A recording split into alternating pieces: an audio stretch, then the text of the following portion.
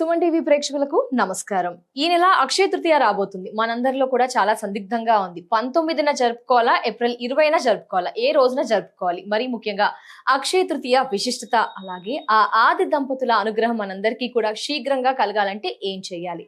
ఈ వివరణ అంతా కూడా తెలియజేయడానికి ప్రస్తుతం మనతో పాటు ఉన్నారు సంకల్ప మందిర్ నిర్వాహకులు, ప్రముఖ జ్యోతిషులు బ్రహ్మశ్రీ నందిబట్ల శ్రీహరి శర్మ గురువు గారు. వారితో మాట్లాడదాం. గురుగారు నమస్కారం. గురుగారు వాగర్థావివ సంపృక్తౌ వాగర్థ ప్రతిపత్తయే జగతః పితరౌ వందే పార్వతీ పరమేశ్వరౌ.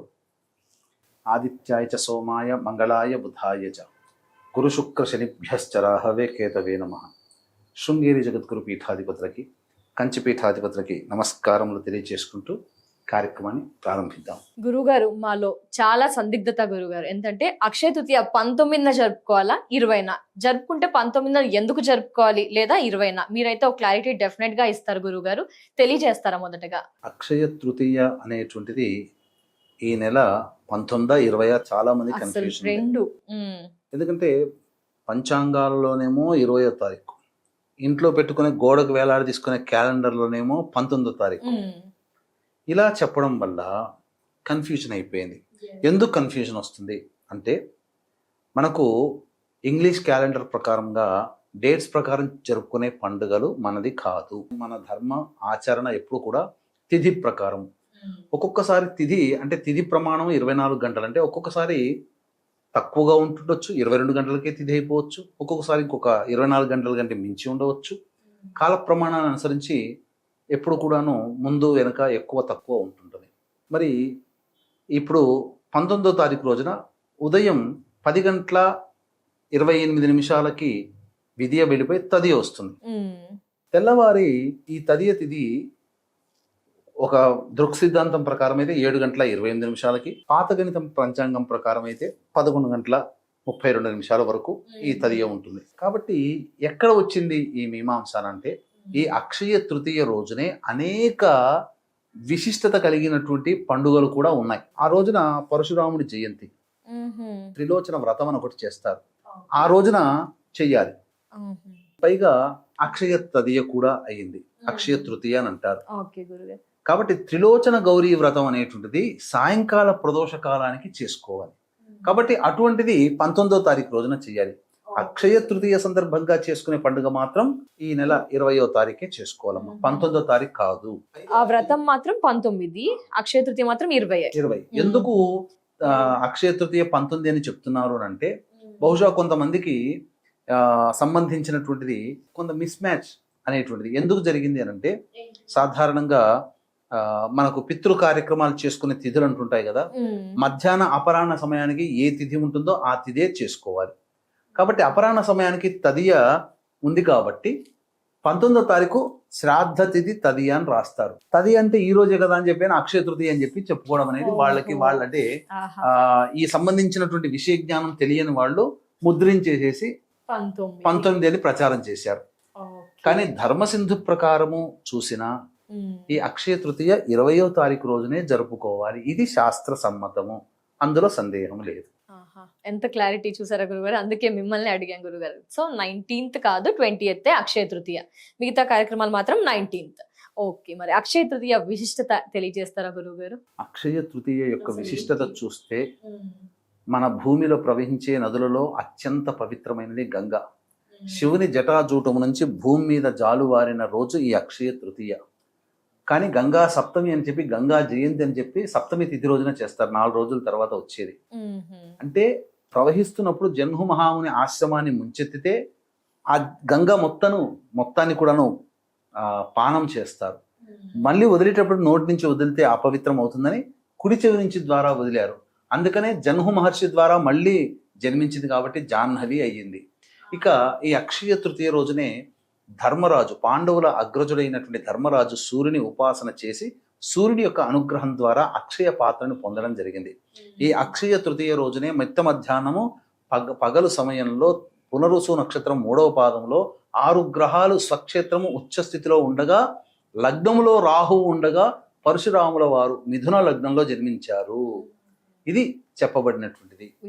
ఈ అక్షయ తృతీయ రోజున పరశురామ జయంతి కూడా అవ్వడం. అంతేకాకుండా మాతంగి జయంతి అని కూడా, దశమహావిద్యల్లో మాతంగి జయంతి కూడా ఈ అక్షయ తృతీయ. కాబట్టి ఆ మాతంగి పూజ అనేటువంటిది దశమహావిద్యలో సాయంకాలం పూట చేసుకుంటారు. కాబట్టి మాతంగి పూజ చేసుకోదలిచినటువంటి వాళ్ళు ఈ సాయంకాలం చేసుకోవడం అనేటువంటిది శిష్టాచారంగా చెప్పబడి ఉంది.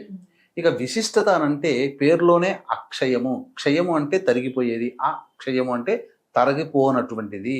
అందుకనే పూర్వకాలంలో ఒకానొక కృతయుగానికి ఆరంభంగా ఈ అక్షయ తృతీయ, ప్రతి కలియుగానికి ఆరంభం భాద్రపద మాసం ఎలాగైతే వచ్చిందో అలాగే ఈ కృతయుగానికి ఆరంభము, కృతయుగంలో ఉగాది ఈ అక్షయ తృతీయ రోజున జరుపుకునేవాళ్ళు.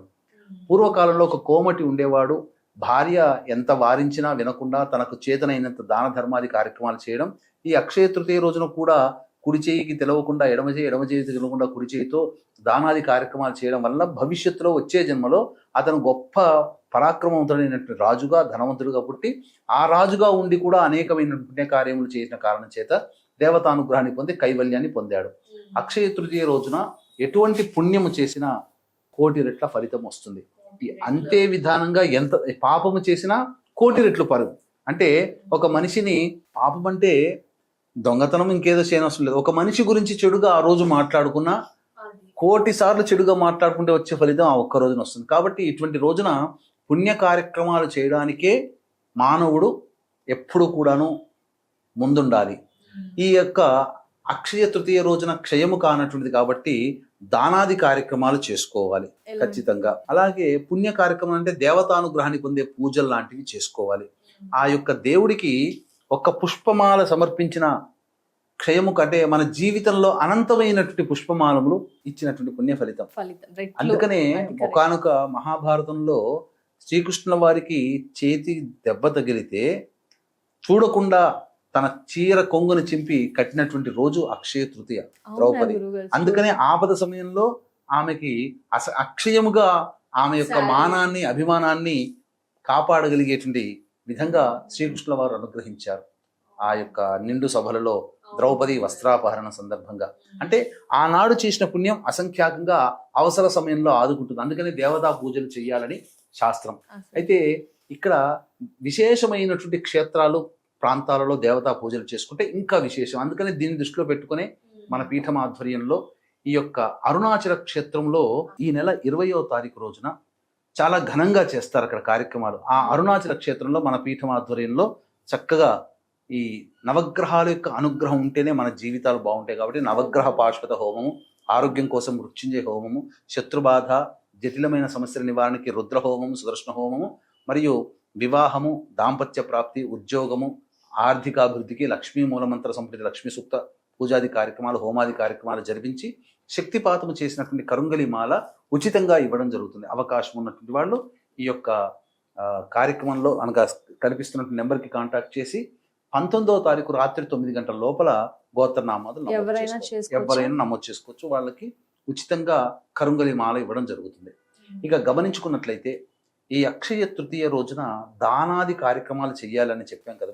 ముఖ్యంగా బ్రాహ్మణుడికైనా కానీ, అవకాశము అవసరం ఉన్నటువంటి బీద జనులకైనా కానీ ముఖ్యంగా ఉదక కుంభదానము చెయ్యాలి. అంటే ఇత్తడి పాత్ర, వెండి పాత్ర, లేకపోతే వెండి చెంబు, ఇత్తడి చెంబు, రాగి చెంబులో ఏది లేకపోయినా మట్టి చెంబులోనైనా కానీ చక్కటి శుద్ధమైన నీరుని తీసుకొని అందులో కొద్దిగా హారతి కర్పూరం, కొద్దిగా ఇలాచీ పొడి, కొద్దిగా జాజికాయ, జాపత్రి, అలాగే కుంకుమ పువ్వు ఇవి ఇచ్చి మంత్రసహితముగా ఆ యొక్క సమయం చెబుతానమ్మా. ఈ సమయంలో ఏదైతే దానాది కార్యక్రమాలు చేస్తారో, అంటే శుక్రహోర మిథున లగ్నము ఉండగా 11:15 నుంచి 11:51 వరకు మధ్యకాలంలో ఈ చెప్పిన దానాది ఉదక కుంభదానము, అలాగే చెప్పులు, చల్లటి వస్త్రము అంటే కాటన్ వస్త్రము, విసనకర్ర, గొడుగు మరియు మిఠాయిలు, లడ్డూలు, అలాగే ఈ సంబంధించినటువంటి గంధము మరియు మజ్జిగ అన్నముని దానం చేయాలి. దేవాలయంలో కూడా మజ్జిగ అన్నాన్ని ఇవ్వవచ్చు. వృద్ధాశ్రమంలో కూడా వెళ్ళి పండ్లు, ఇతర పదార్థాలు పంచవచ్చు. అనాథలకి ఇవ్వవచ్చు. దారినపై ఇప్పుడు ఏదైనా పుణ్యకార్యం చేస్తుంటారు, పుణ్యక్షేత్రాలు ఉంటుంటాయి. ఆ పుణ్యక్షేత్రంలో అందరికీ వాటర్ బాటిల్స్ అందించవచ్చు ఆ రోజున. ఏదైనా జలదానం. ముఖ్యంగా ఆ రోజు నుంచి ప్రారంభించి ఇంటి ముందర ఒక కుండ కొనుక్కొని వచ్చి ఆ సమయంలో కుండలో మంచినీరు పోసి వచ్చే పోయే వాళ్ళందరికీ కూడా తాగమని చెప్పవచ్చు. వాళ్ళందరూ ప్రతిరోజు చేస్తుంటే చలివేంద్రం ఏర్పాటు చేయాలి. సమ్మర్ కూడా కాబట్టి ఏదైనా కానీ చేయవచ్చు. ఇలా పుణ్య కార్యక్రమాలు, దానాది కార్యక్రమాలు చేయవచ్చు. అనాథలకి వస్త్రదానం చేయండి, సన్యాసులకి అన్నదాన కార్యక్రమం చేయండి. అనాథలకి అన్నదానం చేస్తే చాలా విశేషం అక్షయ తృతీయ రోజున. పైగా ఈ 20వ తారీఖు రోజున ఎందుకు చెప్పాము అనంటే, అక్షయ తృతీయ ఎప్పుడు కూడా చవితితో కూడుకున్న తదియ ఉన్నప్పుడే చేసుకోవాలని శాస్త్రం. ఓకే. కాబట్టి చవితితో కూడుకున్న తది అంటే 20వ తారీఖే, ఇంకా వేరే డౌటే లేదు. క్లారిటీ ఉంది ఆ, ఇక ఆఖరున ఆ ఆది దంపతులైనటువంటి లక్ష్మీనారాయణుడు అలాగే పార్వతీ పరమేశ్వరుల యొక్క దివ్య అనుగ్రహం కోసం మనం చెప్తామన్నాం కదమ్మా. సాయంకాల ప్రదోషకాల సమయానికి ఆ రోజున శివాలయానికి కానీ విష్ణు దేవాలయానికి చేరుకొని చక్కగా అక్కడ ఉన్నటువంటి దేవేరులని నమస్కారం చేసుకొని వీలైతే పూజ జరుపుకొని బయటికి వచ్చిన తర్వాత చీకటి పడ్డప్పుడు బయటికి వస్తారు కదమ్మా. ఆకాశం వైపు చూస్తే 19వ తారీఖు రోజున కూడా చూడాలమ్మా. తదియతో కూడుకున్నటువంటిది కాబట్టి 19వ తారీఖు రోజునైనా 20వ తారీఖు రోజునైనా 2 సార్లు చేయవచ్చు. ఈ విధంగా కూర్చొని బయటికి వచ్చి ఆ యొక్క చంద్రుని చూస్తే చంద్రుడు ఎలా ఉంటాడంటే నెలవంకగా ఉంటాడు. ఎలాంటి నెలవంక ఉంటారనంటే అమ్మవారి కిరీటంలో సిగలో, ఈశ్వరుడి సిగలో నెలవంకగా చంద్రుడు ఎలా అయితే అర్ధచంద్రాకారంగా ఉంటుందో అచ్చుగుద్దినట్టు అలాగే కనిపిస్తాడు ఆకాశంలో. 19, 20 ఏ రోజైనా చూడొచ్చు. 2 రోజులు చూస్తే మంచిది. అలా చూసి ఆ విధంగా నమస్కారం చేసుకొని విష్ణువుని ఇష్టపడే వాళ్ళైతే ఓం లక్ష్మీనారాయణాయ నమః, ఈశ్వరుని ఇష్టపడే వాళ్ళు ఓం సాంబ సదాశివాయ నమః లేదా ఓం ఉమాశంకరాయ నమః అనుకుంటూ ఒక 27 సార్లు ఆ చంద్రుణ్ణి చూస్తూ మనస్సులో జపం చేసుకుంటూ ఉండుంటే తర్వాత ఇంటికి వస్తే ఎలాంటి పుణ్యం దక్కుతుందనంటే, మనం ఎక్కడ ఉన్నప్పటికీ కూడా ఆ విధంగా చేస్తే చంద్రుని చూసి నమస్కారం చేసుకుని ఆ మంత్రం చదివితే అపిత కుచాంబా సమేతుడైనటువంటి అరుణాచలేశ్వరుని యొక్క దివ్య సన్నిధానంలో జరిగే కళ్యాణోత్సవంలో పాల్గొన్న ఫలితం మనకు ఆ సమయానికి కలుగుతుంది. డైరెక్ట్ గా అక్కడికి వెళ్ళకుండా ఇక్కడే చేసేసుకోవచ్చు. ఈ విధంగా పొందవచ్చు. అలాంటి రోజునే 20వ తారీఖు రోజునే అరుణాచలంలో ఇంత గొప్ప విశిష్టత అరుణాచలానికి ఉంది కాబట్టి అరుణాచలంలో మన పీఠంలో జాతకరీత్యా సర్వదోష నివారణ పూజలు, హోమాలు జరిపించి శక్తిపాతం చేసినటువంటి కరుంగలి మాల ఉచితంగా మన ప్రేక్షకులకి ఇవ్వడం జరుగుతుంది. 19వ తారీఖు రాత్రి 9 గంటల లోపల ఈ కార్యక్రమంలో నమోదు చేసుకోవచ్చు. స్క్రీన్ పై కనిపిస్తుంది నెంబర్ చేసి కేవలం 50 మందికి మాత్రమే అవకాశం ఉందమ్మా. డెఫినెట్ గా. ధన్యవాదాలు గురువు గారు. అక్షయ తృతీయ విశిష్టత ఏంటి, ఆ రోజు స్పెషాలిటీ, ఏం చేయాలి, ఏం చేయకూడదు, ముఖ్యంగా ఆది దంపతుల ఆశీర్వాదం అనుగ్రహం కలగాలంటే ఏం చేయాలి, అంతటి మార్గాన్ని మా అందరికీ కూడా, మా వ్యూయర్స్ కి కూడా పరిచయం చేసినందుకు ధన్యవాదాలు గురువు గారు. నమస్కారం. సర్వం శ్రీ ఉమమహేశ్వర పరబ్రహ్మార్పణమస్తు.